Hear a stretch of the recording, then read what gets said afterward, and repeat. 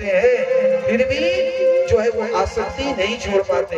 अब जाने बेटा बड़ा हो गया, शादी विवाह हो गई, अब वो घर गृहस्थी करे और 60 के बाद भी नहीं छोड़ते तो समझिए 60 है। 60 माने मूर्ख, महामूर्ख। 61, 62, 63, इसलिए 60 आते आते तो छोड़ ही दीजिए। अरे 80 साल वाले जो है, अरे हम यही गांव के नाम नहीं लेंगे, सुनने में काहे रो रहा है, चिल्ला रहा है, तो कह रहा है कि उसको जब तक बेटा पुतोया कुछ गया है, कलश उलस के लिए भी गया था, उस दिन बहुत अंधेरा भी हो गया था, तो नहीं देख ले तब तक वो चुप नहीं होता या होती है। कंफ्यूजन में डाल देते हैं कि नहीं होता है या होती है, तो जब तक ना देख ले। अब देखो उसको भगवान के याद नहीं कि जो आए ना आए, अब जो है हमारे चिंता करने से तो मिटेगी नहीं, पर फिर भी ये बात समझ में भी नहीं आएगी। इसलिए महाराज अभी से अभ्यास करना शुरू कर दीजिए। घर से भागने की, जाने की कहीं जरूरत नहीं है, बस पीठ घर के तरफ कर दीजिए। आंगन में बैठिए या कहीं बैठिए, अब मुंह जो है जहाँ सत्संग भजन कीर्तन हो चले जाइए, फिर घर आ जाइए।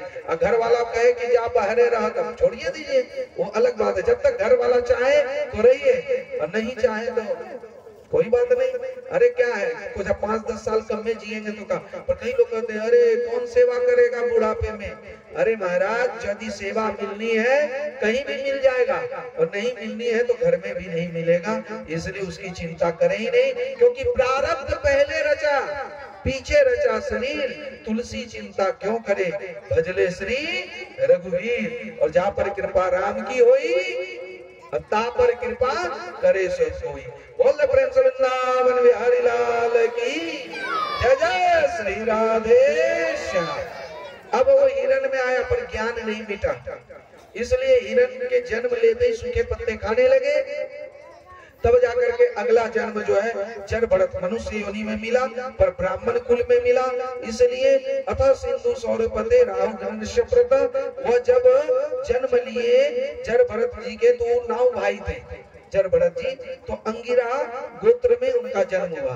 तो जन्म हुआ पर पिछला जन्म का जो बात है उसको याद था कि देखो हम तो भरत थे, फिर हिरण बने, अभी चलो भगवान की कृपा से कबहू करी करुणा नरदेई अदेत बिन हेतु स्नेह, ये स्नेह पूर्वक ये शरीर मिला है, पर अब इसको व्यर्थ में नहीं गवाना है। तो वो घर का काम कम करते थे और भगवान का काम नाम ज्यादा लेते थे। घर वाला कहा जब काम कुछ करते ही नहीं हो, काम के न काज के दुश्मन अनाज के, तो कहा चलो तुम खेते पे पड़ल रहो। खेत में जाता था तो कोई भाई बोलता था थोड़ा यहाँ ऊंचा कर देना, तो जहाँ ऊंचा करने बोलता था अड्डा बनाने, वहाँ गड्ढा कर देता था। और जहाँ करता था कि यहाँ पर थोड़ा गड्ढा कर देना, वहाँ अड्डा बना देता था। अब जब फसल पक जाए तो कहा अच्छा ठीक है तुम कुछ नहीं कर, तो चुपचाप बैठे रहना, कोई चिड़िया उड़िया पशु आ जाए उसको भगा देना, बल्कि भगाता ही नहीं था, आ जाता था, कहता था राम दी चिड़िया राम दी खेत, अच्छा तो चिड़िया भर भर पेट, बताओ उसको घर में कोई रखेगा।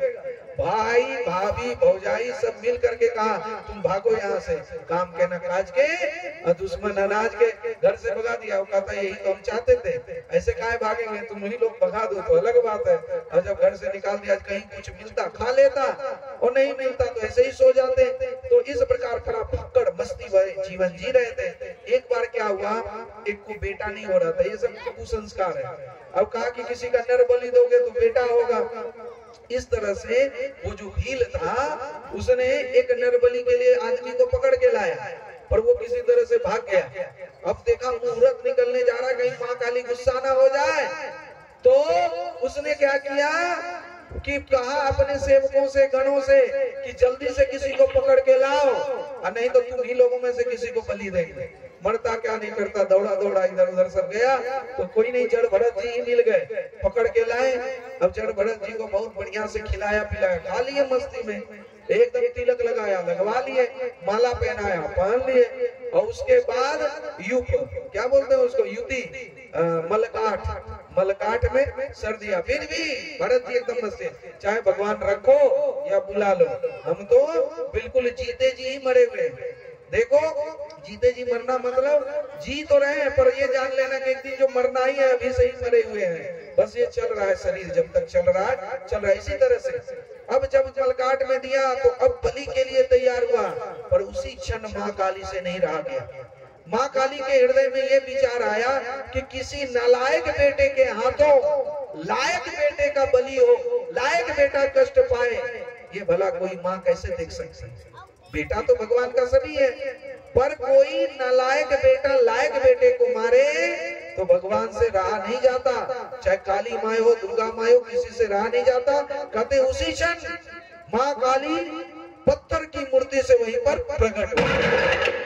बोल दे काली मैया की, कालिका मैया की। जैसे प्रकट हुई तो जो बलि देने जा रहा था उसी के हाथ से वो जो तलवार था, जो काटने वाला युग था, वो छीन लिया और छीन करके बस जो बलि देने जा रहा था उसी का गर्दन सर से धड़ से अलग कर दिया। अब एक एक करके 4-5 लोगों का राजा तो घबरा गया। अब लास्ट में उसका भी सर धड़ से अलग करके गेंद की तरह माँ काली खेलने लगी। जब भरत जी इस दृश्य को देख करके भी ना तो बहुत प्रसन्न हुए और ना तो पहले भी कोई दुखी नहीं थे। बस फिर माँ काली अपनी मूर्ति में समा गई। इस प्रकार से जब भरत जी फिर वहां से चल पड़े। बोले कालिका मैया की। यहाँ तो कोई बलि उली नहीं देता है, दीजिए तो हम ही नहीं बोलते मत दीजिए भाई, जिसको जो करना है कीजिए। आप समझिए उस पर क्या प्रवचन देना। कल ही कहे थे ना, परसों पता नहीं, कहे कबीर कहवे करबो, नहीं मानवा तो हम की करबो। भगवान क्या करेगा? भगवान भी जो है दुर्योधन, कंस, रावण सबको समझा लिया क्या? तो जब वो भगवान नहीं समझा पाए तो कोई और क्या समझाएगा? बस आनंद लेना है, मस्ती लेना है। तो इस तरह से जरभरत जी भी जो है राजा रघुगण के संबंध में आकर के भरतवंशी राजाओं का वृत्तांत आदि सुन करके शिशुपाल चक्र और राव आदि ये सब संकर्षण देव का पूजा करके वे सब मोक्ष हुए। आगे चल करके सुखदेव जी महाराज जो है सबको बताने लगे कि देखो परीक्षित, ये सृष्टि बड़ा विशाल है। ये जो दिखाई पड़ रहा उतना ही नहीं है। 7 लोग ऊपर है, जो है 7 लोग ऊपर, भू भुवा स्व जना तपा सत्यलोक, और 7 लोग नीचे है, अतल वितल सुतल तलातल रसातल और महापताल। ये 7 तल है। जैसे हम लोग ज्योग्राफी में पढ़ते हैं ना, first layer, second layer, third layer, fourth layer, इसी तरह से 7 तल है। और जो जैसा करता है और सबसे नीचे कहते 84,99,000 वर्ष नीचे, ये भागवत में आया है। 99 ईयर्स नीचे जो है नरक है 28 प्रकार का। ये थोड़ा बढ़ा करके कहा गया होगा डराने के लिए कि उसको सबसे नीचे मिलता है। कितना? 99 वर्ष नीचे 28 प्रकार का नरक है। तामिश्र, अंध्र तामिश्र, सौरभ, महारौरभ, कुंभी पाक, बैतरणी, पयोद, प्राणरोध, विषान, लाल भक्ष, ये सब इतने नाम गिना है कि सुनते सुनते परीक्षित का सर चकरा गया। अरे नरक में कौन लोग जाते हैं? कहा देखो जो दूसरे का कुछ वस्तु का हरण करता है, जबरदस्ती छीन लेता है, तो उसको तामिश्र नरक मिलता है। और जो अतिथि का सत्कार नहीं करता, दरवाजे पर कोई आ जाए पानी नहीं देता या उसको ऐसे ही लौटा देता है, दुत्कारता है, तो कहते हैं उसको अंध्र तामिश्र नरक मिलता है। आप लोग तो ऐसा नहीं करते होंगे। अभी बनारस से कथा करके आ रहे हैं, यूपी बनारस। वहाँ हमारे एक मित्र हैं, उनका स्कूल है Saint John high school. 3 school चलता है कलकत्ता में, वो बनारस के, वो कथा प्रति साल करवाते हैं। कैलाश जी भी एक बार गए थे। तो कहने का तात्पर्य, वहाँ किसी भी घर में जाते हैं, गुड़ देगा और फिर पानी देगा। गुड़ खाना ही पड़ता है, तिल लगा हुआ गुड़।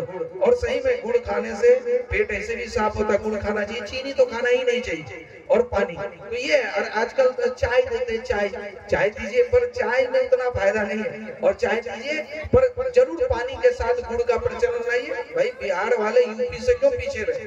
वहाँ एक बार द्वंद भी चला कि यूपी और बिहार में क्या अंतर है। तो हमने तो बिहार साइड लिया क्योंकि हम भी इधर से ही हैं, तो हम कैसे बिहार को छोड़ दें। तो यूपी वाला अपना बड़ाई कर रहा था, बिहार वाला मतलब बिहार में भी दम है, उनमें भी क्वालिटी है, और आप तुलना कर लीजिए। तो कहने का तात्पर्य है, दरवाजे पर कोई भी आए तो का पानी कम से कम पूछो, ऐसे ही मत आ जाओ। बाबू नहीं चो करो, जा जा जा, या नहीं हो जाता बाबू नहीं चो।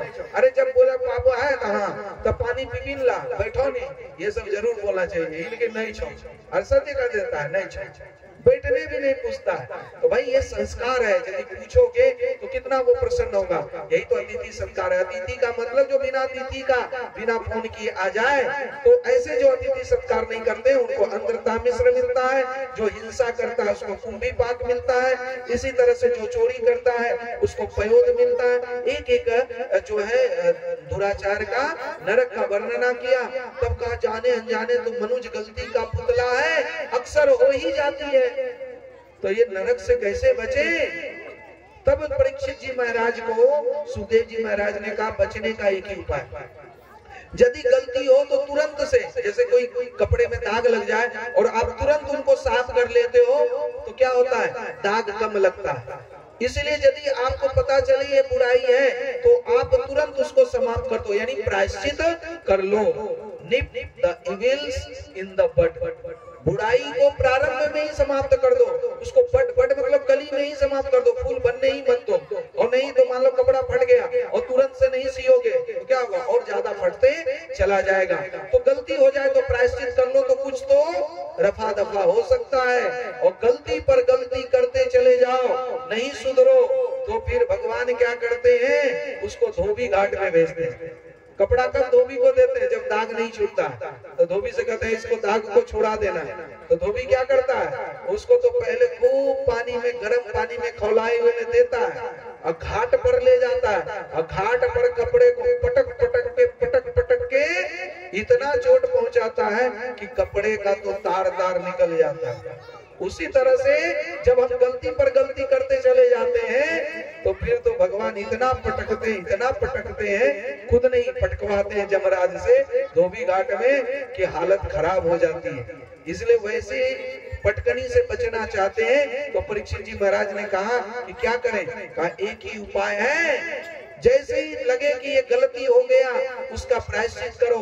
तो कहा वो प्रायश्चित करने का साधन क्या है, वो चीप एंड बेस्ट साबुन क्या है कि सस्ता भी हो अच्छा भी हो, बस एक बार घसे और दाग धुल जाए, एकदम चकाचक हो जाए। तो कहा सबसे चीप एंड बेस्ट है भगवान नाम का साबुन। यदि लगे कि गलती हो गई तो बस भगवान का शरणागत हो जाओ, हे प्रभु